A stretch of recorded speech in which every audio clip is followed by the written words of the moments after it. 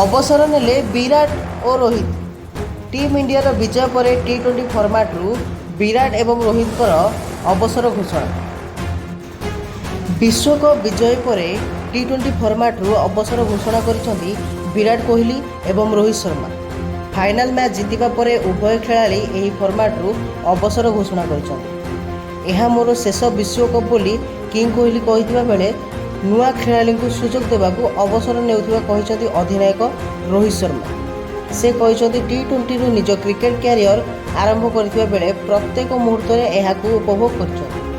ଟି20 ଫର୍ମାଟ୍ରେ ଦଳକୁ ଚାମ୍ପିୟନ କରିବା ପରେ ଏହା ଅବସରର ସଠିକ୍ ସମୟ ବୋଲି ସେ କହିଛନ୍ତି। ରନ୍ ମେସିନ୍ କୁହାଯାଉଥିବା ବିରାଟ କୋହଲି 2010 ମସିହାରୁ ଟି20 ଫର୍ମାଟ୍ରେ ଡେବ୍ୟୁ କରିଥିବା ବେଳେ ଆଉ ପଛକୁ ଫେରି ଚାହିଁନାହାନ୍ତି। ଏହି ଫର୍ମାଟ୍ରେ ଅନ୍ତର୍ଜାତୀୟ ସ୍ତରରେ କୋହଲି 125ଟି ମ୍ୟାଚ୍ ଖେଳି 4188 ରନ୍ ସଂଗ୍ରହ କରିଛନ୍ତି। ଏଥିରେ ଗୋଟିଏ ଶତକ ଓ 38ଟି ଅର୍ଦ୍ଧଶତକ ମଧ୍ୟ ସାମିଲ ରହିଛି।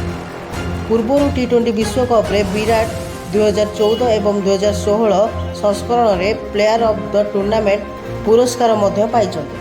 ସେହିପରି ଅଧିନାୟକ ରୋହିତ ଶର୍ମା ଟି20 ଫର୍ମାଟ୍ରେ 169ଟି ମ୍ୟାଚ୍ ଖେଳି 140.89 ଷ୍ଟ୍ରାଇକ୍ ରେଟ୍ରେ 4231 ରନ୍ ସଂଗ୍ରହ କରିଛନ୍ତି।